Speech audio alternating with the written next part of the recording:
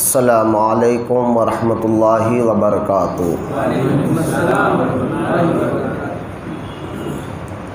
الحمد للہ رب العالمین،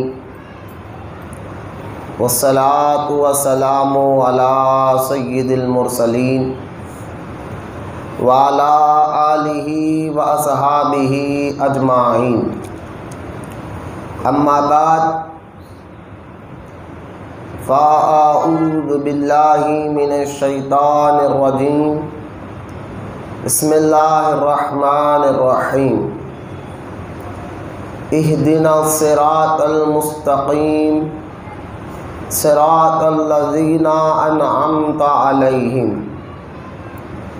آمنت باللہ صدق اللہ العلی العظیم، وقال اللہ تعالی فی شان حبیبہ الکریم، ان اللہ وملائکتہ یصلون علی النبی یا ایہا الذین آمنوا صلوا علیہ وسلموا تسلیما،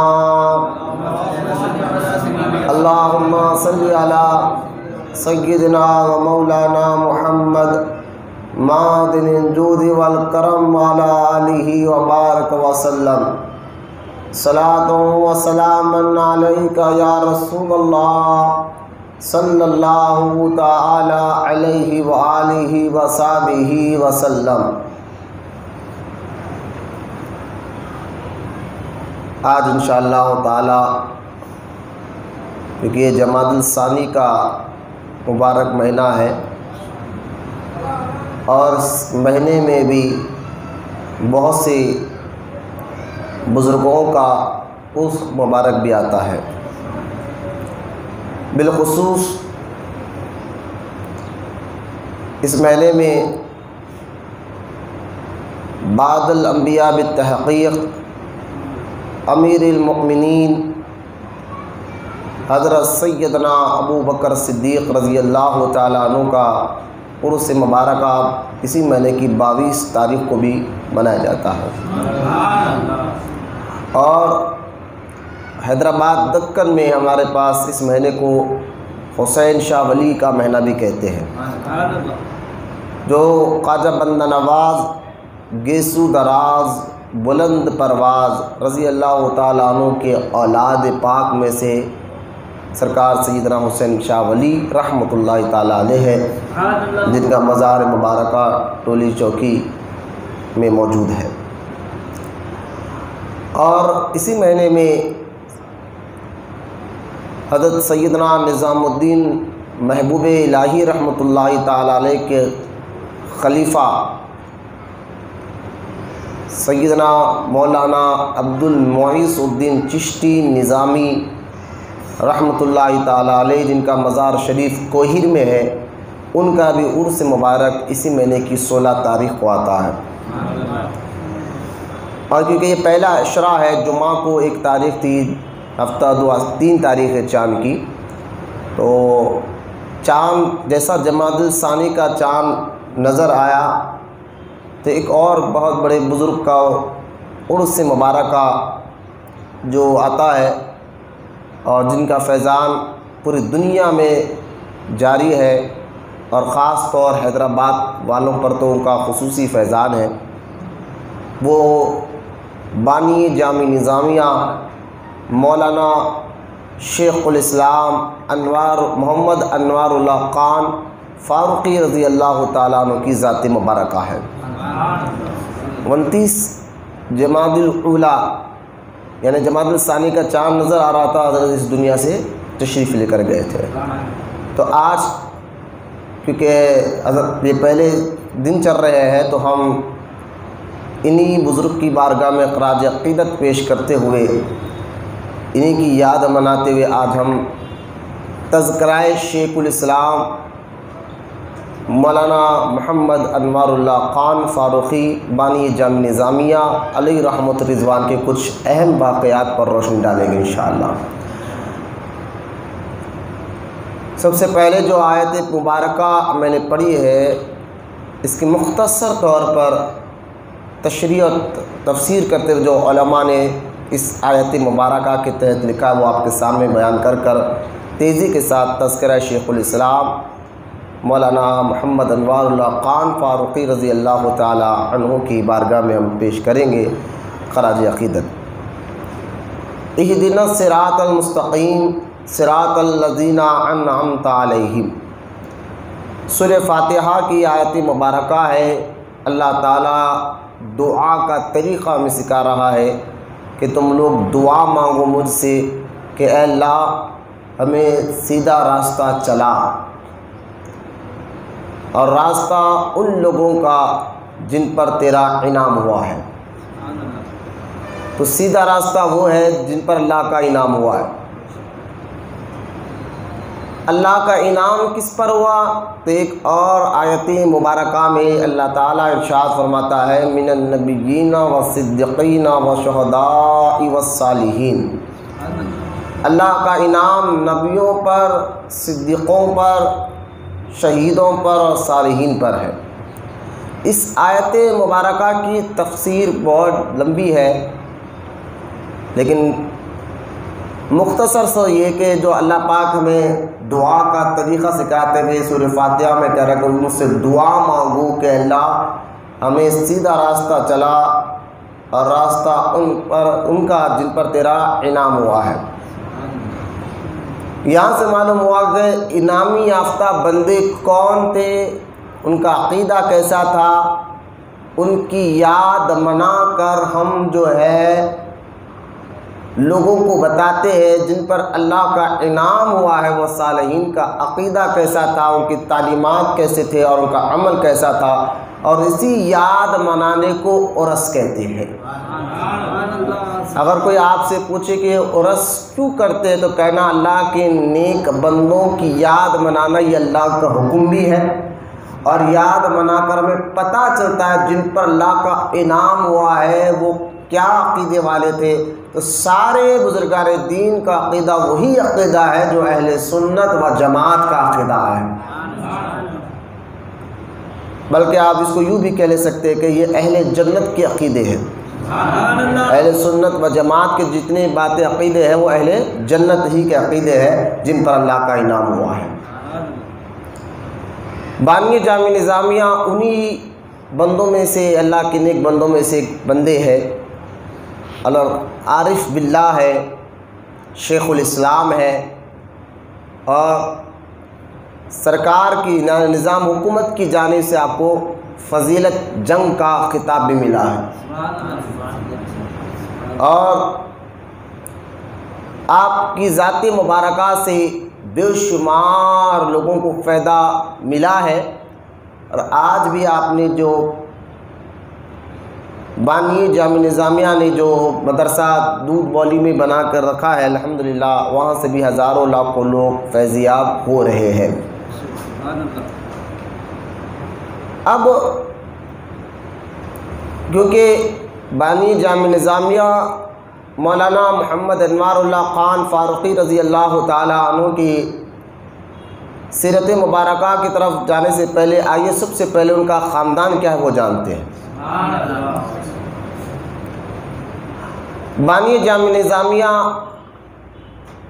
مولانا محمد انوار اللہ خان فاروقی رضی اللہ تعالی عنہ جو ہے حضرت عمر ابن خطاب فاروق اعظم رضی اللہ تعالی عنہ کی اولاد میں سے ہے،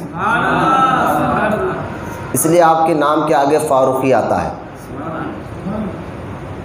حضرت عمر ابن خطاب رضی اللہ تعالی عنہ کی اولاد میں سے مدینے سے ہجرت کر جو بزرگ آئے تھے ایران، اور ایران سے پھر وہ کابل جو افغانستان کے پاس کابل جو شہر ہے وہاں پر آئے، اور وہاں سے پھر ان کی اولاد پوری دنیا میں پھیلی ہے۔ تو بانی جامع نظامیہ کے خاندان کے جد اعلیٰ جو کابل میں تھے ان کا نام حضرت سیدنا فرخ رحمۃ اللہ تعالیٰ علیہ، فاروق نے فرخ رحمۃ اللہ تعالیٰ علیہ، اور یہ حضرت فرخ وہ بزرگ ہے، ان کی اولاد یہ فاروق اعظم کی اولاد، اور ان کی اولاد میں 3 بچے بڑے زیادہ نام کمائے اور مشہور ہوئے۔ حضرت سیدنا فروق رحمۃ اللہ تعالیٰ علیہ کے 3 بچے زیادہ نام کمائے۔ یہ تو فاروق اعظم کا ہر بچہ نیک ہے، میں بتا رہا ہوں 2-3 انہی کی اولاد میں سے، حضرت فروق کی اولاد میں سے 3 بزرگ جو آئے، ان میں سے ایک بابا فرید گنج شکر ہے۔ بابا فرید گنج شکر بھی انہی کی اولاد میں سے تھے، حضرت فروق رضی اللہ تعالیٰ عنہ، اور دوسرے مجدد الفسانی شیخ احمد سرہندی رضی اللہ تعالیٰ عنہ، اور تیسرے بانی جامع نظامیہ مولانا محمد انوار اللہ خان فاروقی رحمۃ اللہ تعالیٰ علیہ۔ تو پتہ کیا چلا، حضرت بانی جامع نظامیہ کا بیک گراؤنڈ یعنی خاندان نسبی اعتبار سے آپ فاروقی ہیں، خاندانی اعتبار سے فاروق اعظم کی اولاد میں سے ہے۔ اور میں اکثر یہ بات بیان بھی کئی بار کہہ چکا ہوں اور تجربہ بھی ہے کہ جس طرح ماں باپ کی وراثت پراپرٹی جو ہے اولاد کو ملتی ہے، اسی طرح ماں باپ کی مزاج اور اخلاق بھی اولاد کے اندر آتے ہیں۔ جس کی جتنی مزاج پاک اور ستھری ہو تو سمجھے کہ پھر بچہ بھی اس کا ذہن اس کا پاک اور ستھرا ہوتا ہے، یعنی مزاج اور عادات بھی جو ہے بچوں کے اندر منتقل ہوتے ہیں۔ اس لیے دیکھیں آپ، ہم اپنے بچوں کو دیکھ کر کہتے ہیں اس کا ناک دادا کی طرح ہے، آنکھیں جو ہے پردادا کی طرح ہے، یا بابا کی طرح کان ہے، چلتا بابا کی طرح ہے، بولتا ماں کی طرح ہے۔ تو یہ مزاج، یہ ہم کو عقلی طور پر بھی بات سمجھ میں آتی ہے۔ تو اخلاق اور کردار مزاج بھی بچوں کے اندر آتا ہے۔ اس لیے حضرت عمر ابن خطاب رضی اللہ تعالیٰ عنہ اپنے دور خلافت میں جب کسی کو بھی کوئی رتبہ دینا چاہتے ہیں، یعنی کہیں کا گورنر بنانا چاہتے ہیں، یا کہیں کا سی ایم بنانا چاہتے ہیں، یا کہیں کا قاضی بنانا چاہتے ہیں، حضرت عمر ابن خطاب کے دور میں، کیونکہ 44 ممالک تک اسلام پھیل چکا تھا اور یہ عہدے دینا پڑتا تھا حضرت عمر ابن خطاب کو کہ فلاں فلاں علاقے میں تم جاؤ تم جاؤ، تو حضرت عمر ابن خطاب کسی کو بھی ایک بڑا عہدہ دینے سے پہلے آپ کی عادت مبارکہ تھی کہ آپ اس کے خاندان کو ضرور دیکھا کرتے تھے، یعنی علم کے ساتھ، یہ پڑھا لکھا کتنا، اس کے ساتھ ساتھ خاندان کو بھی دیکھا کرتے تھے۔ اور خاندان، کیونکہ آپ کہا کرتے تھے کہ خاندان کا خون جو ہے نا یہ رنگ لاتا ہے اور یہ اولاد کی مزاجوں میں آتا ہے۔ تو لہٰذا اب بانی جامع نظامیہ خود فاروق اعظم کی اولاد میں سے ہے، اور فاروق اعظم یہ فاروق لقب ہے، حضرت عمر ابن خطاب کا یہ فاروق لقب ہے، ٹائٹل ہے۔ فاروق کا مطلب اور معنی ہے صحیح اور غلط میں فرق کرنے والا، حق اور باطل میں فرق کرنے والے کو فاروق کہتے ہیں، ٹھیک ہے۔ تو حضرت عمر ابن خطاب رضی اللہ تعالیٰ عنہ کی اولاد میں سے جتنے بزرگان دین آئے ہیں، انہوں نے وہی کام کیا جو ان کے جد اعلیٰ نے کام کر کر بتایا تھا۔ تو خاندانی اعتبار سے آپ فاروقی ہے بانی جامع نظامیہ، ایک بات۔ دوسرا، آپ کے جو والد ہیں ان کا نام شیخ محمد شجاع الدین رحمۃ اللہ علیہ ہے، شیخ محمد شجاع الدین رحمۃ اللہ تعالیٰ علیہ۔ ان کے بارے میں آتا ہے کہ آپ اپنے وقت کے بہت زبردست عالم تھے، اور حکومت نے آپ کو قاضی بنایا تھا۔ اور یہ بھی ذہن میں رکھ لیں کہ قاضی کا مطلب یہ نہیں کہ جو آج ہم جو خطبہ نکاح پڑھانے والے کو قاضی کہتے ہیں، کہ ایسا نہیں۔ اس دور میں قاضی اس کو کہتے تھے جو یوں سمجھے کہ فیصلے کرنے والا، آج کے دور میں جس کو ہم جج کہتے ہیں، وہ قاضی ہوتے تھے اپنے دور کے، یعنی سب سے بڑا عالم جو ہوتا تھا علاقے کا اس کو قاضی بنا دیا جاتا تھا۔ علاقے میں سب سے زیادہ علم رکھنے والا عالم جو ہوتا تھا اس کو قاضی بنا دیا جاتا تھا، فیصلے کرنے والا، شرعی طور پر وہ فیصلے کرتے تھے۔ تو یہ قاضی تھے آپ۔ تو پتہ کیا چلا، والد بہت زبردست عالم تھے آپ کے والد شیخ محمد شجاع الدین رحمۃ اللہ تعالیٰ علیہ نے 2 شادیاں کی۔ ایک تو آپ کی جو بڑی بیوی ہے وہ اولاد ہے حضرت سیدنا احمد کبیر رفاعی رضی اللہ تعالیٰ عنہ کی۔ آپ کی جو بڑی بیوی ہے سید احمد کبیر رفاعی رضی اللہ تعالیٰ عنہ اور انہی کے خاندان سے جو بزرگ ہے ناندیڑ میں ابھی بھی ہے، وہ نام سانگڑے مشکل آسان رحمۃ اللہ تعالیٰ علیہ، بہت بڑی درگاہ ناندیڑ میں ہے، انہی کے سجادے کی بیٹی سے آپ نے نکاح کیا تھا۔ کون؟ حضرت بانی جامع نظام کے والد نے، محمد شجاع الدین رحمۃ اللہ تعالیٰ علیہ۔ سننا ذرا، میں یہ بات جمعہ میں نہیں کہا تھا، سر اس کی تحقیق اب کر رہا ہوں۔ محمد شجاع الدین رحمۃ اللہ تعالیٰ علیہ کی جو بڑی بیوی تھی وہ سانگڑے مشکل آسان جو ناندیڑ میں بہت بڑی درگاہ بیوی ہے، لاکھوں لوگ فیض پا رہے ہیں وہاں سے اس درگاہ سے، انہی کے سجادے کی جو بیٹی تھی ان سے آپ کا نکاح ہوا، بانی جامع نظامیہ کے والد کا۔ اور دوسرا نکاح آپ کا جو ہوا ہے وہ علاقے کے بہت بڑے ایک عالم تھے، انہی کی بیٹی سے دوسرا نکاح ہوا ہے۔ اور وہ جو بزرگ تھے جس کا دوسرا نکاح جو ہوا ہے بانی جامع نظامیہ کی، یہ والدہ بھی ہیں۔ بانی جامع نظامیہ اپنے والد کی دوسری بیوی کے بیٹے ہیں، ٹھیک ہے۔ اور آپ کی جو دوسری بیوی تھی وہ بھی، ان کا شجرہ نسب بھی فاروقی ہے، وہ بھی فاروق اعظم کی اولاد میں سے ہے۔ دوسری آپ کی بیوی تھی جو آپ بیٹے ہیں جس کے جو پیدا ہو، تو آپ کی دوسری بیوی کا نکاح جب ہوا، محمد شجاع الدین بانی جامع نظامیہ کے والد محترم نے جب دوسرا نکاح کیا تو کئی سال ہوئے ان کو اولاد نہیں ہو رہی تھی، تو انہوں نے وہاں مسکین شاہ رحمۃ اللہ تعالیٰ علیہ، مجذوب بزرگ تھے ناندیڑ میں، بڑے مشہور بزرگ مجذوب، آج بھی ناندیڑ کے چوراستے پر چوک کہتے اس کو، وہاں پر آپ کی مزار ابھی بھی موجود ہے۔ تو بانی جامع نظامیہ کی والدہ نے وہاں پر بول بھیجایا کہ مجھ کو اولاد کب ہوگی، تو مجذوب بزرگ تھے، انہوں نے کہا کہ کہو کہ وہ بہت جلد بیٹا ہوگا اور زبردست عالم ہوگا۔ ایک تو یعنی آپ کے پیدا ہونے سے پہلے بزرگان دین نے خاص طور نے بشارت دی آپ کی ماں کو، آپ کو بیٹا ہونے والا ہے اور زبردست پائے کے عالم ہوں گے۔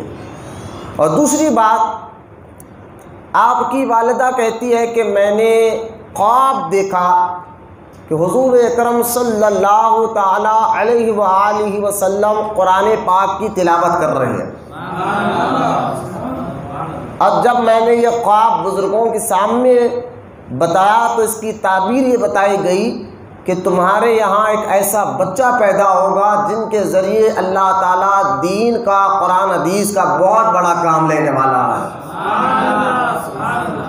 یعنی پیدائش سے پہلے بزرگان دین سے بھی زبان سے یہ حال ملا کہ بانی جامع نظامیہ کی فضیلت پر میں یہ بات کہہ رہا ہوں کہ آپ کے پیدا ہونے سے پہلے بزرگوں نے بشارتیں دی ہیں، اشارے دیے ہیں۔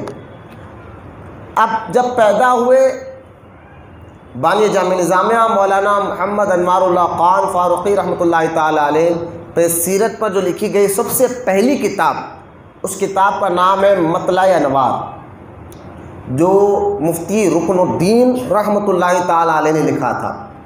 اور یہ مفتی رکن الدین کون ہے؟ جب جامع نظامیہ بنایا گیا تھا مدرسہ، تو اس مدرسے سے پڑھ کر سب سے پہلے مفتی آپ ہی بنے تھے، جن کا نام مفتی رکن الدین تھا رحمۃ اللہ تعالیٰ علیہ۔ پڑھ کر، جیسا کہ ایک اسکول نیا بنتا ہے تو بچہ 10 کلاس پاس ہو کر سب سے پہلے انٹر میں پاس ہوتا ہے نا، تو اسی طرح جب مدرسے میں سب سے پہلے پاس ہو کر مفتی بنے تھے، وہ ان کا نام مفتی رکن الدین رحمۃ اللہ تعالیٰ علیہ۔ انہوں نے مطلع انوار ایک کتاب لکھی، اس کتاب سے میں یہ ساری باتیں آپ کے سامنے رکھ رہا ہوں۔ تو بچپن آپ کا کیسے گزرا؟ بانی جامع نظامیہ کا والد قاضی تھے، پیسے کی کوئی کمی نہیں تھی ماشاءاللہ سے، اور آپ کے والد نے خود آپ کو بچپن میں اپنی تربیت گاہ میں لیا، یعنی سب سے پہلے بانی جامع نظامیہ نے اپنے والدین سے پڑھا۔ بولے محبت سے سبحان اللہ۔ والدین اگر نیک ہو تو بچہ بھی نیک ہوتا ہے۔ سب سے پہلی تربیت گاہ جہاں بچہ بنتا ہے، سنورتا ہے، وہ اسکول یا کالج یا مدرسہ نہیں ہے، وہ گھر ہے اور ماں اور باپ کی گود ہے۔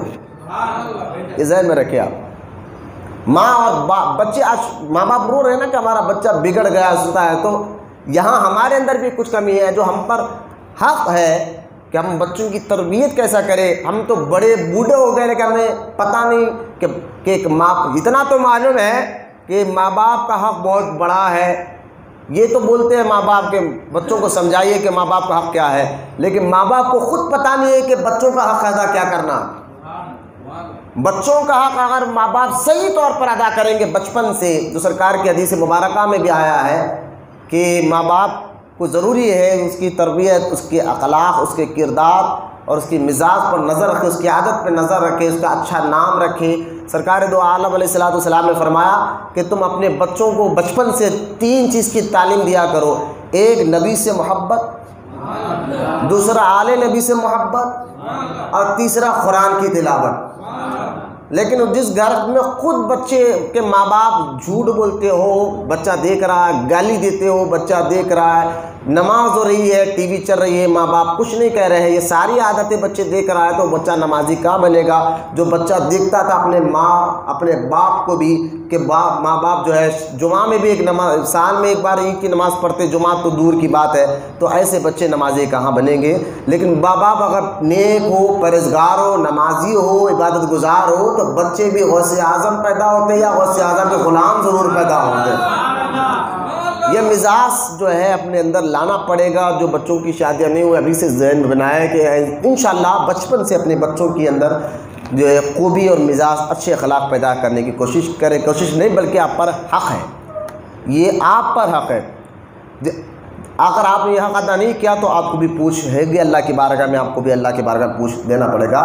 خیر، بانی جامع نظامیہ سب سے پہلے اپنے والد سے پڑھے اور خود عالم تھے ماشاءاللہ سے، اور آپ کے والد کیونکہ قاضی تھے تو قضاءات کے معاملے میں آپ جو ہے وہاں سے حیدرآباد دکن آ چکے تھے. ناندیڑ میں آپ کی پیدائش ہے، غریب گھرانے میں، زیادہ پیسہ ہونے تو نہ پیسہ بھی نہیں تھا، ایک میڈیم حساب سے. تو وہاں سے آپ کے والدین یہاں پر آئے، اور یہاں آنے کے بعد جو ہے کیونکہ والد صاحب کے ہاتھ پہ آپ نے پڑھا تھا تو بچپن ہی سے آپ کی مزاج میں توکل کس کو کہتے ہیں معلوم نا؟ اللہ پر یقین مضبوطی کے ساتھ رکھنا. توکل آپ کی مزاج میں، عاجزی، انکساری، یہ سارا بچپن ہی سے آپ کی تربیت ہو چکی تھی بانی جامع نظامیہ کی. اس کی ایک جھلک کیسے نظر آئی جب آپ حیدرآباد دکن میں یہاں پر آئے، اور آنے کے بعد آپ کے والد محترم نے کہا کہ عمر زیادہ ہو گئی تھی، آپ وہاں سے نوکری سے ریزائن دیا. ریزائن دینے کے بعد جو وظیفہ ملتا ہے تو بانی جامع نظامیہ کے والد محمد شجاع الدین رحمۃ اللہ تعالیٰ علیہ نے اپنے آپ کو 2 بیٹے تھے، بانی جامع نظامیہ کے ایک اور بھائی تھے، دونوں بیٹوں کو بلوایا، اور بلانے کے بعد جو ہے آپ نے کہا کہ اب میں ریزائن دے رہا ہوں، جو وظیفہ میں ملتا ہے گورنمنٹ حکومت کی جانب سے میں تم دونوں میں سے کس کے نام پر کروں. تو بانی جامع نظامیہ کا نکاح بھی ہو چکا تھا اور آپ شادی کر چکے تھے، آپ کو سخت ضرورت بھی تھی، لیکن پھر بھی آپ یقین دے کے اللہ پر توکل دے کے آپ نے کہا اپنے والد کو کہ مجھ سے زیادہ میرے اس چھوٹے بھائی کو ضرورت ہے، آپ کا وظیفہ میرے چھوٹے بھائی کے نام پر کر دیجیے. یہ توکل ہے. میں بتاؤں گا اس کی جھلک اس کے آگے پہ چل کر. بانی جامع نظامیہ رحمۃ اللہ تعالیٰ علیہ 18 سال کی عمر تک تو پورا علم حاصل کر چکے تھے الحمدللہ.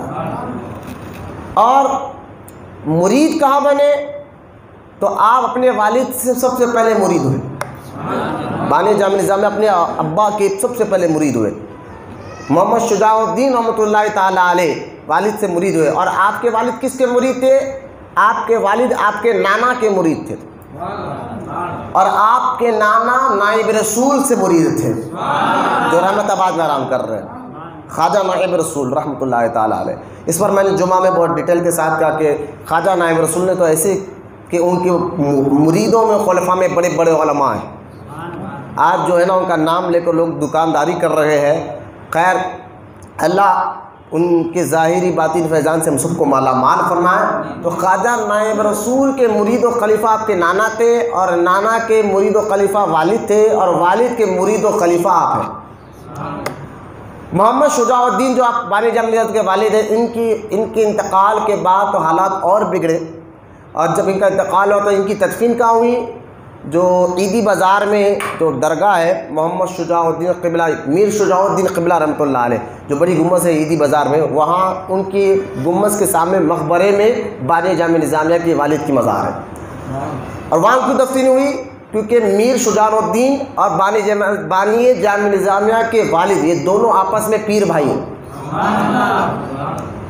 سمجھے آپ؟ سید میر شجاع الدین صاحب قبلہ رحمۃ اللہ علیہ، جنہوں نے سب سے پہلے برہان پور سے آ کر چاند مینار کے پاس جو جامع مسجد ہے وہاں اس کو آباد کیا تھا، جنات وغیرہ تھے وہاں پر، کوئی جاتا نہیں تھا لیکن آپ نے آباد کیا تھا اور کئی لوگوں کو فیض پہنچایا تھا، آج بھی آپ کا فیض جاری و ساری ہے۔ تو خیر میر شجاع الدین رحمۃ اللہ تعالیٰ علیہ اور بانی جامع نظامیہ کے والد یہ دونوں آپس میں پیر بھائی ہیں، ٹھیک ہے۔ آپ بانی جامع نظامیہ نے اپنی زندگی میں 2 مرتبہ گورنمنٹ جاب کو ٹھوکر ماری، یہ بھی آپ کا ایک تقویٰ ہے، پرہیزگاری ہے۔ کیوں ماری اس کی وجہ بتاتا ہوں۔ کیونکہ 18 سال سے 28 سال کی عمر تک کے یہ واقعات ہیں جو بانی جامع نظامیہ کی زندگی میں گزرے ہیں۔ 28 سال کی عمر تھی جب بانی جامع نظامیہ کی طرف سے مدرسے کی بنیاد رکھی گئی، لیکن 18 سال کے درمیان کے والد کا انتقال ہونے کے بعد حالات اور زیادہ خراب تھے گھر کے، لیکن توکل اللہ پر یقین، درس اور تدریس میں آپ زیادہ وقت گزارتے تھے۔ ایک مرتبہ جب آپ کا جاب تھا گورنمنٹ کا، آج دیکھیں کئی مفتیوں سے مسئلے پیدا کرتے لوگ آ کے مسئلے پوچھتے ہیں کہ ہمارا بڑا جاب ہے، لیکن کبھی کبھی ہوتا یوں ہے کہ پارٹی ہوتی ہے باس کی طرف سے تو ہمیں شراب اٹھا کر لوگوں کے سامنے ٹیبلوں پر رکھنا پڑتا ہے، یا شراب کے کارٹون اٹھا کر، ہم پیتے تو نہیں لیکن ہاتھ تو لگانا پڑتا ہے، اس کو اٹھا کر سائڈ میں رکھنا پڑتا ہے، یا باس کے کہنے پر فلاں کے ٹیبل پہ لے جا کر رکھنا پڑتا ہے، کیونکہ اسلام میں صرف شراب پینا حرام نہیں، ہاتھ لگانا بھی حرام ہے، سمجھے؟ ذہن میں رکھیے آپ یہ مسئلہ، ہاتھ بھی لگانا حرام ہے، اور اس کا پیسہ خریدنا بیچنا یہ سارے حرام میں آتے ہیں۔ آپ سمجھ، صرف پینا نہیں، اس کو ہاتھ لگانا بھی حرام ہے۔ لیکن نوکری ہے، کرنا پڑتا ہے۔ بعض کہتے ہیں بھائی ہم تو پیتے تو نہیں، لیکن نوکری ہے، کبھی کبھی ایونٹس ہوتے ہیں، کبھی ایسے معاملات ہوتے ہیں تو ہمیں مجبوراً جو ہے اس کو شراب کو اٹھانا پڑتا ہے، لے جانا پڑتا ہے، رکھنا پڑتا ہے۔ ہمارے مسئلے میں ایسا حال کیا ہے؟ لیکن جو بزرگان دین ہوتے ہیں، جو اللہ قرآن میں فرماتا ہے، ان کی صفت بیان کرتے ہوئے الذین آمنوا وکانوا یتقون، وہ ایمان والے اور تقوی والے ہوتے ہیں۔ تقوی خوف خدا کا نام ہے، وہ کام وہ نہیں کرتے جس کام سے اللہ ناراض ہوتا، چاہے ان کو اس کے بدلے کتنی بھی مصیبت اٹھانی پڑے یا تکلیف اٹھانی پڑے یا دکھ اٹھانا پڑے۔ تو بانی جامع نظامیہ جب پہلا گورنمنٹ جاب میں آپ کی جو ڈیوٹی تھی وہ فائلوں میں لکھنے کی ڈیوٹی تھی، جو فائل ہوتے تھے لکھے ہوئے اس کی نقل کر کے دوسری فائل میں لکھنا، یہ آپ کی ڈیوٹی تھی۔ تو آپ کے ٹیبل پر کئی دن کے بعد پہلی مرتبہ ہوا یہ کہ سود کے لین دین کی لکھی ہوئی فائل آپ کے ٹیبل پر آئی، جو سود پر لکھنے جو فائل تھی وہ آپ کے ٹیبل پر آئی، اور کہا کہ آپ کو کرنا کیا ہے، وہ جو سود کا جو فائل ہے وہ لکھا ہوا دوسری فائل میں اس کی نقل کرنا ہے، دوسری فائل میں لکھنا ہے۔ تو میں نے کہا نا، اللہ والے تقوی والے اور پرہیزگاری والے ہوتے ہیں، ان کی ایک پہچان ہوتی ہے، خاص صفت ان کی یہ ہوتی ہے۔ خاص صفت یہ نہیں کہ وہ کرامت دکھائے، بزرگوں کی سب سے بڑی کرامت استقامت ہوتی ہے جو دین پر ان کی ہو، شریعت کی پابندی سب سے بڑی کرامت ہوتی ہے۔ یہ ذہن میں رکھے آپ، ہوا میں اڑنا یا کسی کا دل کی بات بتانا، بزرگان دین کرامت جو دکھاتے ہیں تو اتنا روتے ہیں، جب پوچھا جائے کیوں تو رونا اس لیے ہوتا ہے کہ کہیں ہم پر اکڑ نہ آ جائے، تکبر نہ آ جائے کہ تو بڑا آدمی ہو گیا، اب تیرے ہاتھ میں تو ایسے ایسے کرامت ہو رہے ہیں۔ تو کرامت دکھانا تو اصل دیکھا جائے تو مزاج کے طور پر پسند نہیں کرتے، لیکن جب دین کی بات آ جائے تب وہ کرامت دکھاتے ہیں، پھر بھی ڈرتے اللہ تعالیٰ سے۔ لیکن سب سے بڑی کرامت بزرگوں کی وہ استقامت ہے، وہ شریعت پر عمل کرنا، حالات کچھ بھی ہو جائے۔ آج دیکھیں ہم تھوڑے سے حالات کو دیکھ کر ہم چل رہے یار، حالات مجبور ہے، کیا نوکری چھوڑے، لہٰذا ہم یہ کام کر لیں گے، پی تو نہیں رہے کام کر لیں گے، لیکن وہ ہم ہیں حالات کو دیکھ کر فیصلہ کر لیتے ہیں۔ بزرگان دین حالات کو دیکھ کر فیصلہ نہیں کرتے، وہی چاہے حالات کچھ بھی ہو وہ کام وہ ہرگز نہیں کرتے جس کام سے اللہ ناراض ہوتا ہے۔ یہ ان کی تقویٰ کی بلندی ہوتی ہے، پرہیزگاری کی بلندی ہوتی ہے، وہ حالات کو دیکھ کر فیصلہ نہیں کرتے۔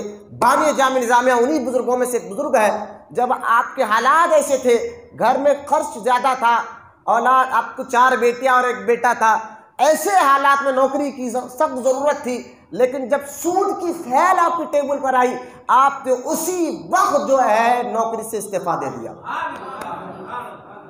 یہ توکل اللہ پر، یقین، بھروسہ، خوف خدا، ایک جو ولی کے اندر یہ ساری خوبیاں ہوتی ہیں، ان میں سے ایک خوبی آپ کو بتا رہا ہوں۔ جب آپ سے پوچھا گیا کہ آپ نے نوکری کیوں چھوڑا، تو یہ کہا یہ میرے سے کام نہیں ہوگا، یہ سود کا نقل یہ جائز نہیں ہے، میں نہیں کر سکتا۔ آخرکار آپ کو بولا گیا کہ بھئی آپ کو دوبارہ یہ کام نہیں دیا جائے گا، آپ کریں، تو آپ نے کہا نہیں، احتیاطاً آپ نے اس کو نوکری کو چھوڑ دیا۔ پھر بڑی بعد میں آپ نے وہی تقوی والی زندگی گزاری، 10 حالات نہیں چھوڑے، حالات کچھ بھی ہے، درس اور تدریس کے معاملات آپ نے چھوڑے نہیں، پھر حالات گزرتے گزرتے پھر آپ کو اور ایک مرتبہ آپ کی جو زندگی کا واقعہ ہے، جو آپ نے گورنمنٹ جاب کو چھوڑا، وہ نماز کے خاطر۔ آپ حسین عالم پہ جو مسجد ہے عبداللہ شاہ صاحب قبلہ رحمۃ اللہ علیہ تعالیٰ علیہ کے نام سے، اس مسجد میں نماز ظہر ادا کرتے تھے۔ تو آپ جو نماز ظہر کا جو وقت ہوتا ہے وہ ایسا نہیں کہ کام کے وقت میں سے ٹائم نکال کر نماز پڑھتے، ایسا نہیں۔ آپ کا جو نماز پڑھنے کے بعد جو وقت رہتا ہے اس میں کام نہیں، کام کے ٹائم پہ وہ کام برابر کرتے تھے آپ، کہ کام میں سے چوری نہیں کرتے تھے معاذ اللہ۔ یہ بھی بزرگوں کے آج ہم نے نا کہ اگر کسی کو گورنمنٹ جاب مل جائے، وہ صبح 8 بجے آ کر سائن کر دے اور آ جائے گھر کو، اور مہینے میں پوری تنخواہ لے۔ بعض ایسے بھی ہوتے ہیں نا، دن بھر یا 8 سے 6 تک ڈیوٹی رہتی ہے تو وہ 8 سے 12 تک ڈیوٹی کر آ جاتے ہیں، پھر خالی۔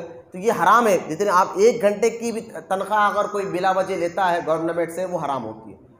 تو یہ بزرگان دین کا یہ مزاج ہے، سارے شریعت پر وہ نظر رکھتے ہیں، حالات کچھ بھی ہو۔ تو خیر آپ نماز پڑھ کے لیے جاتے تو ایک بار بڑا آفیسر آیا، نام کے مسلمان بس ہر آفس میں ہوتے ہیں، انہوں نے کہا کہ انوار اللہ کہاں ہے؟ تو کہا وہ نماز کے لیے گئے۔ تو کہا کام کے وقت نماز کیا، کام کی جگہ نماز کی جگہ، وہ اس طرح کے الفاظ کہہ کر چلے گئے۔ آپ واپس نماز پڑھ کر آئے، آپ کو بولا گیا، حالانکہ آپ کے نماز میں جانے میں کام میں کوئی خلل نہیں پڑتا تھا، یہ بھی ذہن میں رکھیں، کام تو اپنے وقت پہ ہوتا تھا، کام میں کوئی خلل بھی نہیں پڑتا تھا، لیکن پھر بھی اس نے جب تانا دیا تو آپ نے اسی وقت نوکری سے ریزائن دے دیا، کہا جب میرے نماز کے لیے تانا دیا وہاں میں نوکری کرنا نہیں ہے۔ پھر آپ حج کے لیے روانہ ہوئے، مکہ المکرمہ میں آپ کی ملاقات حاجی امداد اللہ مہاجر مکی رحمۃ اللہ تعالی علیہ سے۔ یہ کون ہے حاجی امداد اللہ مہاجر مکی؟ ان کی بہت بڑی خانقاہ تھی اپنے دور میں، سہارنپور یو پی میں بہت بڑی خانقاہ تھی، لاکھوں لوگ ان سے مرید تھے، سلسلے چشتیہ کے بہت بڑے بزرگ ہیں، حاجی امداد اللہ مہاجر مکی رحمۃ اللہ تعالی علیہ۔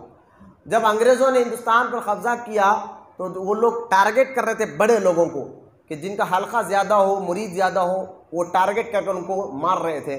تو حاجی امداد اللہ مہاجر مکی رحمۃ اللہ تعالی علیہ، جان بچانا بھی اسلام میں فرض ہے، کہیں ایسی جگہ آپ رہ رہے جہاں پر آپ جان خطرے میں ہے، آپ عمل نہیں کر سکتے، تو اس علاقے کو چھوڑ کر دوسرے علاقے میں جانا یہ حضور کی سنت مبارکہ ہے۔ اس سنت پہ عمل کرتے ہوئے حاجی امداد اللہ مہاجر مکی رحمۃ اللہ تعالی علیہ، جب انگریز آپ کے جان کے دشمن ہو گیا، آپ کو معلوم ہو گیا، تو آپ نے اپنے خلیفہ کو خانقاہ کی ذمہ داری دی کہ یہ میرے کام کو تم آگے بڑھاؤ، اور آپ ہندوستان سے مکہ جا کر رہے اور ساری زندگی مکے میں رہے، اور آج بھی آپ کا مزار مبارک مکے کے مشہور قبرستان جنت المعلا میں موجود ہے۔ تو سلسلہ چشت کے بہت بڑے بزرگ تھے، بڑے بڑے اولیاء کرام کے مریدوں میں، بڑے بڑے اولیاء کرام۔ یہ اور بات ہے، بعض دیوبندی بھی انہی کے مرید ہے، بعد میں آپ نے ان کو سب سمجھایا لیکن وہ مانے نہیں، یعنی پیر کا عقیدہ تو سنیوں والا اور مرید بگڑ گئے، ایسا بھی ہوا ہے۔ انہی کے مریدوں میں بعض دیوبندی وہابی بھی ہے، جو اشرف علی تھانوی، رشید احمد گنگوہی، خالد احمد امبیٹوی، یہ انہی کے مریدوں میں تھے، لیکن بعد میں انگریزوں کے کہنے پر انہوں نے گندی گندی باتیں کتابوں میں لکھی، لیکن پیر کے عقیدے کے خلاف چلے گئے۔ تو پیر کے عقیدے کے خلاف جس کا ایمانی ٹوٹ گیا، ایمانی ختم ہو گیا، تو اس کا بیعت بھی ٹوٹ جاتی ہے، ختم ہو جاتی ہے۔ الغرض حاجی امداد اللہ مہاجر مکی رحمۃ اللہ تعالی علیہ نے آپ کے علم کو، آپ کے اخلاق کو، آپ کے کردار کو، آپ کی مزاج کو دیکھتے ہوئے، یعنی بانی جامع نظامیہ کے مزاج کو دیکھتے ہوئے آپ کو مرید بھی بنایا، اور آپ نے بھی خلافت عطا فرمائی۔ بانی جامع نظامیہ نے 4 حج کیے زندگی میں۔ جب اچھا وہ زندگی چل رہی ہے توکل پر، اب حج بھی کر رہے آگے، آپ تیسری مرتبہ جب حج کر رہے تو آپ نے نیت، پہلی مرتبہ آپ نے نیت کر لی تھی کہ میں ہر سال حج کو آؤں گا، کم سے کم 5 سال میں ایک بار آؤں گا۔ اب تیسری مرتبہ جب حج کے لیے گئے تو آپ نے نیت کر لیا میں مدینے میں رہوں گا اور مدینہ چھوڑ کر جاؤں گا۔ اب مدینے میں رہنے لگے، اور جب آپ مدینے میں رہنے لگے پھر بھی دیکھیں وہی توکل، بچوں کو بھی بلا لیا، مدینے میں ہی رہنے لگے۔ تو مدینے میں رہتے وقت آپ نے کتاب لکھی تھی، اس کتاب کا نام انوار احمدی ہے۔ انوار احمدی بڑی زبردست کتاب آپ کی ہے، بانی جامع نظامیہ کی۔ اس کتاب میں آپ نے حضور صلی اللہ تعالیٰ علیہ وسلم کے معجزات، ادب، تعظیم، عظمت، درود پر وہ جو باتیں، باریکی باتیں لکھی ہے وہ پڑھنے کے لائق ہے، اور اس سے بہت سے لوگوں کا ایمان بچا ہے، فیض ملا ہے۔ انوار احمدی آپ نے مدینے میں رہ کر لکھی تھی، اور آپ نے نیت کر لی تھی کہ آپ مدینہ چھوڑ کر جانا نہیں، یہیں رہوں گا۔ اور جب آپ مدینے میں رہ رہے تھے تو آپ کو معلوم یہ ہوا مدینہ پاک میں کہ کچھ ایسے لوگ ہیں مدینے میں جو فاقے رہتے، بھوک سے ان کو کھانے کو نہیں ملتا، تو مدینہ پاک کی مٹھی کی گھول کر پانی پیتے ہیں۔ تو آپ کو بڑا، کیونکہ ولی وہ ہوتا ہے جو اپنے سے زیادہ امت کا خیال رکھتا ہے، یہ خاص کو بھی یاد رکھیں آپ، اور اللہ والے اپنی اولاد سے بھی زیادہ اپنی امت کا، حضور کی امت کا خیال رکھتے ہیں۔ تو جب آپ کو معلوم ہوا تو آپ نے کیا کیا، جو آپ حیدرآباد دکن میں آپ کے جو معاملات تھے، آپ کی پہچان، کیونکہ آپ محمود علی بادشاہ کو پڑھا چکے تھے تو کچھ پیسے وہاں سے ملتے تھے، اور جو آپ کے جان پہچان کے لوگ تھے ان سے آپ نے پیسے والوں سے پیسے منگایا، اور خود اپنی تنخواہ میں سے پیسے نکال کر مدینہ پاک کے غربا میں آپ نے کھانا یا پیسے بانٹنا شروع کیا۔ اس طرح کی ذات سے مدینہ پاک کے رہنے والے غریب غربا کو فائدہ ملنے لگا۔ پھر آپ کی مزاج بھی بڑی خراب ہو گئی مدینہ پاک میں رہنے کے درمیان، اور آپ کے بیٹے کی بھی مزاج بڑی خراب ہو گئی، اتنی خراب ہوئی کہ آپ بار بار بے ہوش ہو جاتے تھے، اتنی مزاج۔ اور اسی حالت میں آپ کو معلوم ہوا کہ آپ کے بیٹے کی بھی مزاج جو خراب تھی، 6 سال آپ کی عمر تھی، آپ کے بیٹے کی عبدالقدوس ان کا نام تھا، 6 سال ان کی عمر تھی کہ آپ کو معلوم ہوا کہ ان کا انتقال ہو گیا، اور آپ کی حالت یہ کہ اس وقت آپ بھی بے ہوش ہو جا رہے تھے، طبیعت اتنی خراب تھی، بار بار بے ہوش ہو۔ تو آپ نے جب ہوش میں آیا، جب آپ کو معلوم ہوا کہ بیٹے کا انتقال ہوگا، تو آپ کھڑ نہیں سکتے تھے، بستر سے اٹھ نہیں سکتے تھے، پھر بھی اپنے شاگردوں کو مجھے اٹھاؤ اور میرے بچے کے قریب لے کر جاؤ۔ آپ قریب گئے، اپنے بچے کی میت کے قریب جا کر ان کے کان میں کہا بیٹا تو اب حقیقی طور پر حضور سے خبر میں ملنے والا ہے، میرا سلام عرض کر دینا۔ خیر یہ عاشقوں کا جذبہ ہے۔ تو پھر آپ کی مزاج دن بہ دن بگڑنے لگی، تو آپ کو بڑی ریکویسٹ کر کر آپ کو کہا گیا کہ آپ حیدرآباد چلیے واپس۔ تو پہلے تو آپ نے انکار کیا کہ میں ساری زندگی یہیں رہوں گا۔ بعد میں حضور صلی اللہ تعالیٰ علیہ وسلم سے اشارہ ہوا خواب میں کہ انوار اللہ تمہیں حیدرآباد جانا چاہیے، کیونکہ تمہاری ذات سے اللہ بہت بڑا کام لے گا، اور تمہاری ذات سے ہزاروں اور لاکھوں لوگوں کو فائدہ ملنے والا ہے، اب تم وہاں پر جاؤ اور کام کرو۔ تو اب حضور کی اجازت ملنے کے بعد آپ پھر مدینہ پاک سے حیدرآباد دکن تشریف لے کر آئے، اور حیدرآباد جب آپ حیدرآباد دکن تشریف لے کر آئے تو مولانا زماں خان شہید رحمۃ اللہ علیہ، جن کا مزار شالی بنڈا پوسٹ آفس کے روبرو روڈ پر گنبد میں ہے، مولانا زماں خان شہید رحمۃ اللہ تعالیٰ علیہ، یہ جو ہے محبوب علی بادشاہ کو پڑھا رہے تھے، لیکن اچانک آپ کو شہید کر دیا گیا، رافضیوں نے ایک دن موقع پا کر آپ کو شہید کر دیا۔ تو اب بادشاہ کے بچے کو پڑھانا، محبوب علی بادشاہ کے بیٹے عثمان علی بادشاہ کا دور تھا، ان کو پڑھانا ہے، تو سارے حیدرآباد میں، اور حیدرآباد جو اب تو تلنگانہ اسٹیٹ ہے، اتنا حیدرآباد نہیں تھا پہلے کا، حیدرآباد اورنگ آباد بھی حیدرآباد دکن میں آتا تھا، کرناٹک کا پورا حیدرآباد دکن میں آتا تھا، مہاراشٹر کا پورا علاقہ حیدرآباد دکن میں آتا تھا، بیجاپور ہے، عادل آباد ہے، خیر اتنا بڑا اسٹیٹ تھا کہ اگر اب دیکھا جائے تو آدھا ہندوستان حیدرآباد دکن کے برابر تھا۔ اب جو ہندوستان ہے اس کا آدھا ہندوستان حیدرآباد دکن میں آتا تھا، دکن حیدرآباد۔ تو سورہ حیدرآباد دکن میں بادشاہ کو اگر نظر پڑی تو بانی جامع نظامیہ پر کہ کہا میرے بیٹے کو یہ پڑھائیں گے۔ اب آپ کو پتہ نہیں ہو، ایک آپ کے پیچھے ہوگا کہ طے ہوگا کہ ان کو پڑھانا ہے، تو آپ کو بولا گیا، تو آپ نے کہا بھائی مجھ سے کسی نے مشورہ لے لیا، اچانک بادشاہ کو کسی نے کہہ دیا کہ میں پڑھاؤں گا، جب تک مجھے استخارہ نہیں کر لوں گا، اشارہ نہیں ملے گا، میں پڑھاؤں گا نہیں۔ پھر استخارہ کرنے کے بعد اشارہ ملا، اس کے بعد آپ بادشاہ کے بچے کو پڑھائے۔ آپ دیکھیں بادشاہ عثمان علی بادشاہ کو پڑھانے، تاریخ میں آتا 21 سال تک عثمان علی بادشاہ ان سے ہاتھ کے نیچے پڑے. اس لیے آپ دیکھیں عثمان علی بادشاہ کے قصے بہت ہیں دنیا بھر میں، ان کے رحم دلی کے قصے، ان کے جو ہے غریبوں کو بانٹنے کے قصے. اتنا بڑا بادشاہ، دولت کی تو کوئی کمی نہیں تھی. میں کہتا ہوں جو عبدالحمید خان، جو سلطنت عثمانیہ کے جو آخری بادشاہ تھے عبدالحمید خان، عثمانیہ سلطنت ختم ہوئی اور عبدالحمید خان کو ترکی حکومت سے ہکال کر فرانس میں بھیج دیا گیا اور وہاں آپ کی زندگی غریب ہو گئی تھی. لیکن جب آپ کی حالات زیادہ بگڑ گئی تو عثمان علی بادشاہ کو معلوم ہوا کہ ترکی حکومت کا جو آخری بادشاہ تھے وہ فرانس میں ہے اور زندگی ان کی بڑی غریب ہو گئی ہے، کھانے تک پریشان ہے. تو حیدرآباد میں رہ کر اس دور میں فرانس کے اس بادشاہ کی آپ نے مدد کی تھی، پیسہ، اور اتنی مدد کی تھی کہ آخرکار وہی عبدالمجید خان صاحب جو ہے سلطنت عثمانیہ کے آخری بادشاہ، انہوں نے اپنی بیٹی کا نکاح عثمان علی بادشاہ کے بیٹے کے ساتھ کیا جن کو دروے شور کہا جاتا ہے، اور اپنی بھتیجی کا بھی نکاح عثمان علی بادشاہ کے دوسرے بیٹے کے ساتھ کیا جن کو لیلیفر کہا جاتا ہے. لیلیفر ہاسپٹل موجود ہے. دروے شور کے واقعات مجھے نہیں جانا. کہنے کا مطلب یہ ہے کہ عثمان علی بادشاہ کے لیے دنیا بھر میں کوئی بھی کہیں پر بھی ہو اس کی مدد کرنا کوئی بڑی بات نہیں تھی.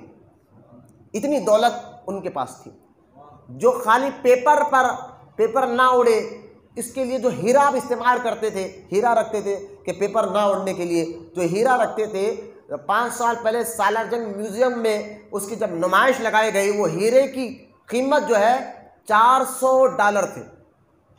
$400 وہ ہیرے کی قیمت. آج کروڑوں روپے کا ہیرا جو صرف آپ عثمان علی بادشاہ پیپر نہیں اڑنا بول کر اس کو پیپر کے اوپر رکھتے تھے. اتنی دولت.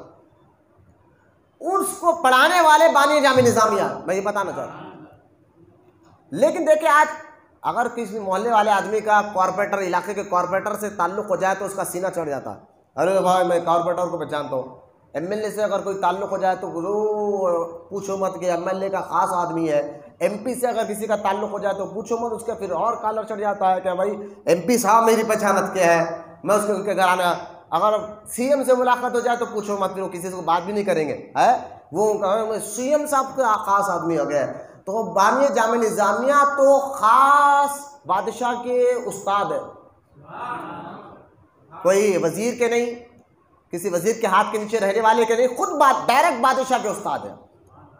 لیکن پھر بھی آپ نے دیکھ چاہتے تو کتنی دولت اپنے نام پہ کر لے سکتے تھے، لیکن بانی جامع نظامیہ کا توکل دیکھے، اللہ پر یقین دیکھے کہ جب آپ دنیا سے گئے تو آپ کے پاس ایک ہی گھر تھا جو آپ کے والد کا تھا. حقیقت میں والد کے جانے کے بعد آپ کے ملا تھا، اس گھر کے علاوہ اور کچھ نہیں تھا. یعنی عثمان علی بادشاہ کو کہہ کر کیا اپنے نام پر نہیں کرا سکتے تھے آپ؟ وہ عثمان علی بادشاہ جو بات بات پر کئی گاؤں کی زمین لوگوں کو انعام پر دے دے کہ اتنے گاؤں کی زمین تم اپنے نام رکھ لو.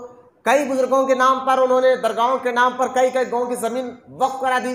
وہ تو استاد تھے بانی جامع نظامیہ ان کے. تو اگر عثمان علی بادشاہ ایک لفظ اگر بانی جامع نظامیہ بول دیتے تو کتنی دولت نہیں لیتے. تو نہیں، توکل اللہ پر یقین. آپ نے کوئی ایسا کام نہیں کیا، بلکہ مہینے بھر میں جو تنخواہ آتی تھی آپ کے ہاتھ کے نیچے ایک منشی ہوتا، وہ منشی کو آپ پورا پیسہ دیتے اور مہینہ ختم ہونے سے پہلے اس کو بلاتے، کہا کچھ پیسہ باقی ہے، کہا حضور اور تھوڑا باقی ہے. تو آپ مہینہ ختم ہونے سے پہلے کہتے یہ پیسہ جامع نظامیہ میں بڑھ دو، لیکن مجھے 1 روپیہ نہیں چاہیے. یعنی مہینہ ختم ہونے سے پہلے ایک پیسہ آپ کے جیب میں آپ کے پاس نہیں رہتا تھا. یعنی بادشاہ سے تعلق رکھنے کے بعد جو بھی آپ کا توکل ایسا تھا. جامع نظامیہ بننے کے بعد آپ نے جامع نظامیہ کے لیے کہا کہ یہ وقف ہے، لوگوں کی امداد سے چلے گا.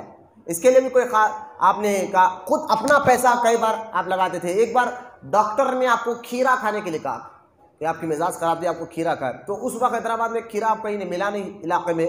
تو معلوم ہوا کہ بانی جامع نظامیہ کو کھیرا، بہت سارا کھیرا جو ہے جامع نظامیہ کے طلباء کو پڑھنے کے لیے، کھانے کے لیے لوگوں نے تحفہ دیا.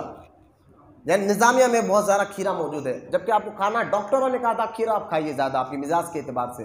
تو آپ کو معلوم ہے کہ حضور مدرسے میں بہت زیادہ کھیرا رکھا ہوا ہے، لا کر دو. آپ نے فرمایا نہیں، پہلے پیسے لیو اور پیسے وہاں رکھ کر کھیرا لا. لوگوں طلباء کے لیے ہے تو میں اس کو اپنی طرف سے نہیں لگا، وہ پیسہ جامع نظامیہ کو دیا، اس کے بعد وہاں سے کھیرا اٹھایا. تو یعنی توکل اور اللہ پر یقین، تقوی، پرہیزگاری، یہ سارے مزاج اولیاء، ہر ولی میں، اولیاء اللہ میں جو ہے رگڑ کر رہتا ہے. بانی جامع نظامیہ کے توکل، اخلاق، کردار، مزاج کو دیکھتے ہوئے عثمان علی بادشاہ نے آپ کو مذہبی امور کا وزیر بنا دیا تھا، مذہبی امور کا وزیر۔ اب آپ پورے حیدرآباد دکن میں، میں نے بتایا آج کا حیدرآباد کا ذہن نہ لائے، پورا حیدرآباد کی بات کر رہا ہوں، جس میں مہاراشٹر آ گیا، کرناٹک آ گیا، بہت سے علاقے آ گئے، آدھا ہندوستان آپ بول سکتے۔ تو اس پورے حیدرآباد دکن کا مذہبی وزیر جو ہے عثمان علی بادشاہ نے بانی جامع نظامیہ کو بنا دیا۔ اور جب یہ عہدہ آپ کے ہاتھ میں آیا، اس کے بعد تو جو آپ نے کارنامے کیے، جو واقعات، جو معاملات آئے ہیں، وہ تو قابل غور ہے۔ پھر آپ نے کیا کیا کہ ہر درگاہوں کے لے کر، مساجد کو لے کر آپ نے کمیٹی بنائی کہ جہاں جہاں، اور کمیٹی میں پہلے تو علماء کو بلا کر کہا تم لوگ گاؤں جاؤ، کھیڑے گاؤں میں لوگ آج بھی دیکھیں آپ، اگر کھیڑے گاؤں کے کسی مسجد کے امام یا مؤذن کو پکڑ کر اس کو غسل کے طہارت کے فضائل پر، اللہ ماشاءاللہ میں ہر ایک مسجد میں بتا رہا ہوں، پوچھ لے اس کو پتہ نہیں ہوتا برابر، آج بھی یہ حال ہے، لیکن اس دور میں تو اور خطرناک تھا۔ تو آپ جاتے تھے اور وہاں کے مسجد کے مؤذن اور وہاں کے مسجد کے اماموں کو بلاتے، اور جو اہم اہم باتیں ایک مؤذن کو، ایک امام کو یاد کرنا ضروری ہوتا، اس کی تعلیم دیتے، اس کے لیے یہاں سے شہر سے آپ گاؤں کو بھیجتے، اور وہاں کے امام مؤذن کے خاص طور ایگزام نہیں لگاتے، اس کے پاس ہونے کے بعد پھر ان کو مؤذن کی دی، کہتے اب تم مؤذن ہو، اب تم مسجد کے امام ہو۔ یہ کام گاؤں میں۔ پھر آپ کی ذات صرف، آپ دیکھیں اب جب آ گئے اس مسئلے پر، حکومت نے کہا کہ اب جو آپ بتائیں گے وہ قانون بنے گا مذہبی طور پر۔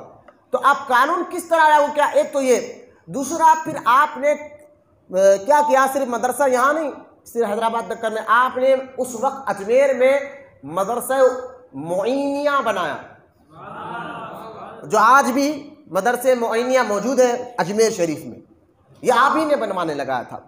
پھر وہاں پر امداد حکومت سے آپ نے، جیسا کہ آپ دیکھیں آج بھی گورنمنٹ سے کچھ پیسے ملتے ہیں کہ فلاں وقف ہو گیا، وقف سے پیسے ملتے ہیں کہ اتنا پیسہ فلاں چیز کو ہے، مسجد کو اتنے پیسے، درگاہ کو اتنے پیسے، یہ سارے کارنامے سب سے پہلے آپ نے شروع کیے تھے۔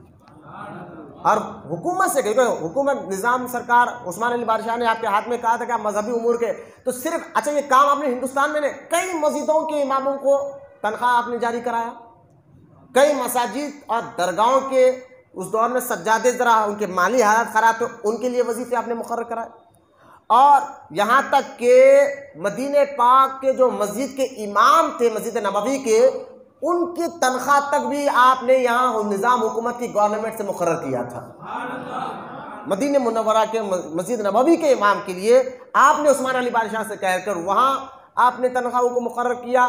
پھر آپ جو ہے آسٹریلیا میں مسجد بنانے لگے، آپ دیکھیں آسٹریلیا میں مسجد بنانے لگے، سب سے پہلی مسجد آپ کے کہنے پر بنی، اور اس مسجد کے لیے یہاں سے پیسہ جاتا تھا، وہاں کے مؤذن امام کی تنخواہ کے لیے۔ پھر آپ دلی کے جامع مسجد تھے، وہاں کے امام کے لیے پیسہ مقرر کیا۔ چوک کی مسجد میں آپ مدرسہ بنائے، وہاں کے لیے۔ پھر جو ہے میاں مشک رحمۃ اللہ تعالیٰ علیہ جو پرانا پولی مسجد ہے، وہاں کا جو مدرسہ تھا اس کے لیے آپ نے بڑی جد و جہد کی، اور وہاں کے میاں مشک رحمۃ اللہ تعالیٰ علیہ کے مدرسے کے لیے بھی آپ نے نظام حکومت سے کہہ کر اس مدرسے کے لیے بھی وظیفہ مقرر کیا تھا۔ یعنی حیدرآباد میں بھی ہے، پوری دنیا میں جہاں جہاں ضرورت پڑتی تھی مذہبی امور ہے۔ پھر یہ آپ نے کاروں کیا، یا آپ ان کارناموں کو دے کر الہ آباد، جوگ پور، یو پی کے کئی اسٹیٹ، وہاں پر بھی آپ نے جو ہے نا نظام حکومت کی طرف سے پیسہ جاتا تھا، مساجد کو، مدرسوں کو، اور درگاہ کے سجادوں کو، بولیے سبحان اللہ۔ یعنی یہ اخلاقی طور پر آپ نے جو کام کرنے لگا، اور یہ آپ کے کارناموں کو دیکھ کر آپ کے ساتھی گورنمنٹ میں دوسرے جو ساتھی ہوتے ہیں نا، وہ دیکھ کر کہتے تھے کہ مولانا کہ سارا خزانہ شاہی، یعنی جو حکومت کا سارا خزانہ کیا تم اسی کام میں لوٹا دو گے، اسی میں ختم، یعنی اتنا پیسہ الاٹ کراتے تھے آپ حکومت سے کہہ کر کہ فلاں مدرسے کو اتنا، مسجد کو اتنا، خانقاہ کو اتنا۔ پھر یہ کام آپ نے، پھر دوسرا آپ نے کیا کیا جو آپ کا کارنامہ ہے، آپ نے سارے درگاہوں سے اس اپنے دور میں مینا بازار کو ختم کرایا حکومت سے کہہ کر گورنمنٹ، یہ مینا بازار، یہ بازار یہ سندل چراغا 2 دن بس ہے، یہ مینا بازار سے مرد اور عورت کا خلط ملط ہوتا ہے، لوگ جھولتے ہیں، جھولا جھول لے، ناچنا کودنا، یہ حرام جائز نہیں ہے ایک جگہ پر مرد عورت گھوم جائے۔ تو آپ نے، کیونکہ آپ کا جو قانون ہوتا تھا وہ ایسا بناتے تھے کہ پھر وہ حکومت کی طرف سے لاگو ہو جاتا تھا، پھر پولیس اس پر سختی کرتی. تو اس طرح سے آپ نے مینا بازار ختم کرایا تھا. اور آپ نے سارے درگاہوں کے سجادوں کو بلا کر کہا تھا اگر تم عالم بنے تبھی آپ سیٹ پر بیٹھنا. ہاں آج کے جو نا درگاہوں کے سجادوں کو آپ دیکھ کر 10-10 بیٹھے، ان کو سنت نہیں معلوم ہے، درگاہ کے سجادے بنے بیٹھے ہیں اور متولی بنے کے بیٹھے ہیں، ان کو نہ نماز معلوم. آپ نے فرمایا تھا حکومت کی طرف سے یہ قانون لاگو کرایا تھا آپ نے کہ جتنے درگاہوں کے سجادے ہیں وہ پہلے عالم بنے تب سیٹ پر بیٹھے. اس سے پوچھا کہ حضور کیوں؟ کہا ہاں یہ مسجد کے امام سے زیادہ درگاہوں کے سجادوں سے ہر مذہب والا آ کر ملتا ہے. عام آدمی، عام مسلمان بھی ان سے زیادہ ملاقات کرتا ہے، ہر مذہب والا بھی کرتا ہے. اور تم خود اگر جاہل ہو، تم کو خود پڑھنا لکھنا نہیں، تم کو خود ضروری مسائل نہیں معلوم ہے، تو لوگوں کو دین کیا سکھاؤ گے؟ لوگوں کو دین کیا بتاؤ گے؟ تو لہٰذا آپ نے یہ کام مسجد کے اچھا آپ جو ہے اسی کام کے لیے یعنی جب حکومت کے مذہبی امور کے وزیر بنے تھے، سارے حکومت کے طور پر یہ کام بھی کرتے تھے. پھر آپ کا جو درس و تدریس ہوتا تھا، آپ روزانہ مغرب کے بعد سے لے کر رات کے 12 بجے تک فتوحات مکیہ، ایک تصوف کی بڑی مشہور کتاب ہے جس کو شیخ ابن عربی رحمۃ اللہ تعالی علیہ نے لکھا، فتوحات مکیہ. اس کتاب کو ہم عام درس نہیں، ایک خاص یعنی اس کتاب کو اگر پڑھ کر بتائے تو سامنے بیٹھنے والا عام آدمی اس کو سمجھ نہیں سکتا، صرف عالم سمجھ سکتا ہے. عالموں کے سامنے، بڑے بڑے عالموں کے سامنے، بڑے بڑے مولاناؤں کے سامنے اس کتاب کو پڑھ کر سمجھایا جا سکتا ہے. اس کتاب کا نام ہے فتوحات مکیہ. اس فتوحات مکیہ کا درس آپ مغرب کے بعد سے لے کر رات کے 12 بجے تک، آپ کے دن میں ڈیوٹی بھی کرتے تھے. اب جب حافظ جانا نہیں ہوا تو آپ کو حکومت سے حکم ہوا کہ آپ خود اپنے گھر میں حافظ بنا لیے تھے. حکومت کی طرف سے آئے تھے، آپ اپنے گھر میں اپنے دیان خانے کو اپنے حافظ بنا لیا تھا. اور پھر بھی یہاں پر بھی آپ کا تقویٰ کمال یہ تھا کہ جو حافظ کا ٹائم ہوتا یعنی آنے کے گھر کے دیان خانے میں حافظ بن گئی تھی. حکومت کا خاص آپ کے لیے رعایت کی گئی تھی کہ آپ گھر میں بنا لیجئے دیان خانے میں. لیکن پھر بھی آپ جو ٹائم، جیسے کہ حافظ کو جانا ہوتا ہے تو 8 سے 6 تک جو ٹائم دینا ہوتا ہے نا، وہ ٹائم پورا مکمل حافظ کو دیا کرتے تھے، ٹائم کی پابندی کے ساتھ.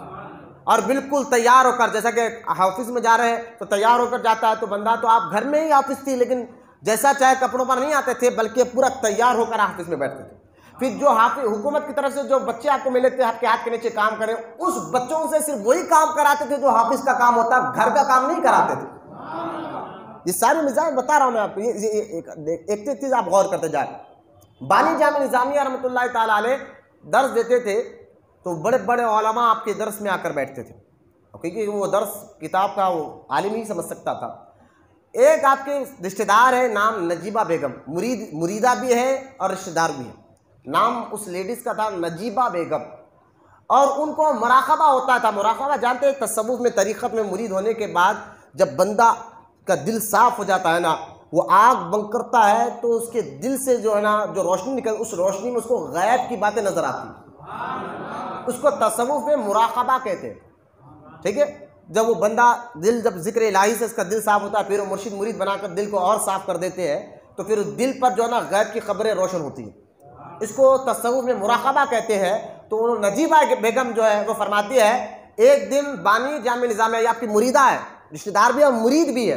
وہ فرماتی ہے کہ پردے کی آڑ میں بھی اس درس کو سن رہی تھی تو آپ فتوحات مکیہ پڑھاتے پڑھتے ایک جگہ رک گئے تو میں نے آنکھ بند کر دیکھا کہ میں نے دیکھا، وہ کہتی ہے نجیبہ بیگم، کہ حضور صلی اللہ تعالی علیہ وسلم کعبے کے سامنے بیٹھے اور صحابہ کو درس دے رہے ہیں. اور درس دیتے دیتے کہہ رہے ہیں کہ میرے صحابہ، میرے غلاموں ٹھہرو، ابھی انوار اللہ خان جو حیدرآباد میں میرا بیٹا ہے وہ کسی مسئلے میں رک گیا ہے، میں اس کو پہلے جواب دے دیتا ہوں. یہ آپ کے محفل کی کیفیت ہوا کرتی تھی. یہی نجیبہ بیگم کہتی ہے، میں ایک بار میں کئی مرتبہ میں نے دیکھا آنکھ بند کر مراقبے میں کہ جب درس دیتے تھے بانی جامع نظامیہ، اس درس میں سرکار غوث پاک بار بار آیا کرتے تھے اور دیکھتے تھے کہ میرا بیٹا درس کیسے دے رہا ہے، کیسا لوگوں کو سمجھا رہا ہے. غوث اعظم جس محفل میں بار بار آیا کرتے رضی اللہ تعالی عنہ. یہ آپ کا درس کی کیفیت، یہ روحانی طور پر یہ مقام آپ کا، یہ کرامت آپ اس کو کہہ سکتے ہیں. آپ سے کوئی مرید اگر ایک سوال دے کے آپ اس کو غور کریں، اور خاص طور مرید سنیں آپ یہ بات، یہ میں نے نہیں کہا تھا جمعہ میں بھی، وقت نہیں تھا. آپ سے مرید سوال کرتے تھے حضور کوئی وظیفہ بتائیے، تو آپ ایک جملہ فرماتے تھے کہ جو سب سے بڑا وظیفہ لوگوں کو دین سکھانا ہے، درس اور تدریس دینا ہے۔ میرے کو معلوم بانی جامع نظامیہ کہتے تھے درس اور تدریس سے بندہ جتنا اللہ کے قریب پہنچ جاتا ہے اتنا وظائف پڑھنے سے قریب نہیں پہنچتا جتنا یہ درس اور تدریس لوگوں کو اچھی بات سکھاتے سکھاتے اللہ اس کو اپنا محبوب بنا لیتا ہے۔ یہ سب سے بڑا وظیفہ ہے۔ پھر آپ فرماتے تھے دیکھو تم اگر میں وظیفہ دوں گا تو تم پڑھو گے تو صرف تمہارے اکیلی ذات کو فائدہ پہنچے گا، تمہارا دل صاف ہوگا، لیکن اگر درس اور تدریس دو گے تو فائدہ تم کو بھی ملے گا اور آگے والے کو بھی ملے گا۔ تو لہٰذا بانی جامع نظامیہ کہتے ہیں دوں گا ذکر، لیکن میرے نزدیک سب سے بڑا وظیفہ یہی ہے، درس اور تدریس دینا۔ جو میں دیا کرو تم بھی دیا کرو، اللہ کے بہت جلدی مقبول بندے بن جاؤ گے۔ بانی جامع نظامیہ رحمۃ اللہ تعالیٰ نے رات بعد جب آپ 12 بجے کے بعد بھی مطالعہ کرتے بیٹھتے تھے کتابوں کا، تو ایک بار آپ مطالعہ کر رہے تھے تو آپ نے دیکھا کہ آپ کے شاگرد تھے وہ قریب میں سو رہے تھے اور گہری نیند میں سو رہے تھے۔ تو آپ مطالعہ کرتے آپ کو پیاس لگی، پانی کی پیاس لگ رہا تھا، آپ کو گوارا نہیں ہو کہ میں کتاب بند کر جاؤں اور پانی لوں، اتنا بھی ٹائم دل گوارا نہیں ہو رہا تھا۔ تو آپ نے ایک نظر اپنے سوتے ہوئے مرید پر ڈالا جو گہری نیند میں تھا۔ وہ فرماتے اچانک میری نیند ہوشار ہوئی، یعنی گہری نیند میں بندہ جب سوتا ہے تو وہ اٹھتا تھوڑا یہ نظر کا کمال تھا کہ وہاں نیند میں بے چینی ہوئی، وہ اٹھے اور کہ حضور پانی لا کر دوں۔ یہ آپ کے روحانی تصرف کا ایک اختیار میں بتا رہا ہوں کہ آپ نے اپنا خیال لے کر نظر ڈالی تو وہ خیال مرید کے دل میں چلا گیا۔ یہ تصرف کہتے ہیں اس کو طریقت میں، کہ مرید پیر کے دل میں جو خیال ہوتا ہے نا وہ روحانی، بولتے نہیں زبان سے، روحانی طور پر مرید کے دل میں ڈال دیتے ہیں۔ یہ روحانیت کہتے ہیں، اس کو تصرف کہتے ہیں۔ جب یہ ہوں گے آج بھی ہے، جب دل صاف ہوگا نا تب پتہ چلے گا کہ یہ کیسا ہوتا ہے، کہ اپنے خیال کے سامنے والے کے دل میں ڈال دینا۔ یہ تصرف بزرگوں کو اللہ تعالیٰ عطا فرماتا ہے۔ تو لہٰذا آپ کی یہ ساری زندگی کے مختصر باتیں میں نے آپ کے سامنے رکھی ہے، اور آپ کی ذات سے صرف حیدرآباد دکن کو نہیں پوری دنیا میں لوگوں کو فائدہ پہنچا۔ عثمان علی بادشاہ جیسا شخص جن کی بڑی عزت اور احترام کرتے تھے وہ ہے بانی جامع نظامیہ محمد انوار اللہ خان فاروقی رحمۃ اللہ علیہ، جنہوں جب آپ کے دور میں جو ہے قادیانی فرقہ جو ہے حیدرآباد دکن میں داخل ہونا چاہتا تھا، قادیانی فرقہ، اس فرقے کو جو ہے آپ نے روکا حکومت کے طور سے بھی، کیونکہ مذہبی امور کے وزیر تھے، سننا ذرا غور سے، مذہبی امور کے یہ وزیر بھی تھے نا، تو آپ نے بارڈر میں فوجیوں کو حکومت سے کہہ دیا تھا کہ بھئی یہ فرقہ مسلمان نہیں، اس کو اندر آنے دینا، تو بارڈر پر روک دیا۔ دوسرا آپ نے 2 کتاب لکھی تھی، قادیانی کون ہے، یہ کیا ہے، ان کا مذہب کیا ہے، اس پر انہوں نے کتاب ہے، اس کتاب کا نام ہے عفت الافہام، وہ 2 جلدوں پر کتاب ہے۔ اور جب یہ کتاب لکھی گئی اور یہ کتاب بریلی شریف پہنچی، اعلیٰ حضرت امام احمد رضا خان رضی اللہ تعالیٰ عنہ نے جب یہ کتاب کو پڑھ کر آپ نے خط لکھا، اور خط میں وہ خط حیدرآباد آیا، آج بھی جامع نظامیہ میں وہ خط موجود ہے۔ وہ خط میں آپ نے فرمایا تھا کہ اے محمد انوار اللہ، اس کتاب کو پڑھ کر میں بڑا خوش ہوا اور مجھے سمجھ میں آ گیا کہ آپ پر غوث اعظم کا خصوصی کرم ہے۔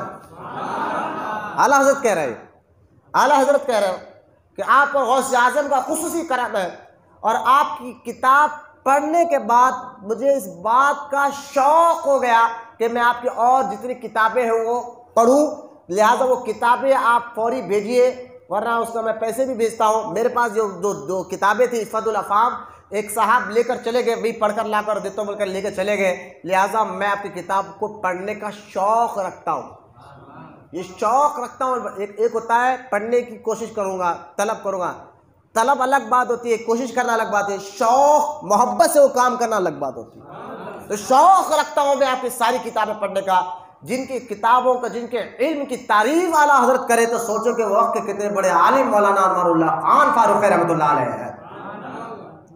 بانی جامع نظامیہ مولانا انوار اللہ خان فاروقی رضی اللہ تعالیٰ عنہ نے جامع نظامیہ بھی بنایا، اور دنیا بھر میں، ایران ہو، مصر ہو، دنیا بھر میں آپ نے بہت سے لوگوں کی مدد بھی کی، اور مذہبی یعنی دین کا کام، اور اپنے لیے کوئی حکومت سے کچھ چیز کا فلیٹ یا زمین الاٹ نہیں کرا، یہ بھی آپ کے خاص ہے۔ میں نے کہا عثمان علی بادشاہ تو خاص شاگرد تھا، لیکن آخر کار آپ جو ہے جمادی الاولیٰ جو مہینہ گیا ہے، ختم ہوا ہے، طاعون حیدرآباد میں پھیل چکا تھا، طاعون ایک قسم کی بیماری ہوتی ہے، اس طاعون حیدرآباد میں پھیل چکا تھا، تو آپ کو عثمان علی بادشاہ نے کہا تھا کہ آپ وقار آباد جا کر رہ جائیں، لیکن کیونکہ عثمان علی بادشاہ بمبئی گئے چکے تھے اور آپ حیدرآباد میں، لیکن حدیث پاک میں ہے نبی کریم صلی اللہ تعالیٰ علیہ وسلم نے فرمایا جو طاعون کی بیماری میں مرتا ہے اللہ اس کو شہادت کا ثواب دیتا ہے۔ تو آپ نے حیدرآباد چھوڑنا گوارا نہیں کیا، اسی بیماری کے تحت آپ اس دنیا سے جو ہے تشریف لے کر گئے، اور آپ کو تدفین جو ہے بمبئی سے، جب اس وقت عثمان علی بادشاہ بمبئی میں تھے اور حکم آیا کہ آپ کی تدفین مدرسے انتظامیہ میں ہو، آج بھی آپ کی تدفین وہاں پر ہوئی۔ اسی مدرسے سے ہزاروں لاکھوں لوگ علماء مشائخ نے پڑھ کر دور دور تک پھیلائے۔ مولانا عبدالحمید خان رحمۃ اللہ تعالیٰ ایک بڑی تاریخ کا ایک نام آتا ہے، ہم مولانا عبدالحمید خان، ان کی بہت سی کتابیں، ڈاکٹر حمید خان نام سے بہت سی کتابیں، حضور کی سیرت پہ بھی ان کی کتابیں ملتی ہے۔ یہ وہ حمید خان صاحب ہے جو بانی جامع نظامیہ کے شاگرد تھے اور جو فرانس میں جا کر رہنے لگے، اور فرانس میں 5000 انگریزوں نے ان کے ہاتھ پر اسلام کو قبول فرمایا۔ یہ بانی جامع نظامیہ کے شاگردوں کا یہ حال تھا۔ خیر اللہ تعالیٰ سے دعا ہے اللہ ہم تمام کو بزرگوں سے کے محبت کے ساتھ ساتھ ان کی تعلیمات پر بھی عمل کی توفیق عطا فرمائے۔ یہ مختصر طور پر حضور بانی جامع نظامیہ شیخ الاسلام مولانا انوار اللہ خان فاروقی رحمۃ اللہ تعالیٰ علیہ کا ذکر پاک، اور مولا اس کو قبول فرما، اور ہم تمام کو سچا عاشق رسول بنا، ہماری خانقاہ محبوب اولیاء کے تمام مرید اور متقید کو دنیا اور آخرت میں کامیابی عطا فرما۔ ہم سب کی دعاؤں کو سرکار مدینہ صلی اللہ تعالیٰ علیہ وسلم کے صدقے میں اور سرکار غوث پاک رضی اللہ تعالیٰ عنہ کے صدقے تو ہم سب کی دعاؤں کو قبول اور مقبول فرما۔ وما علینا الا البلاغ والحمد للہ رب العالمین۔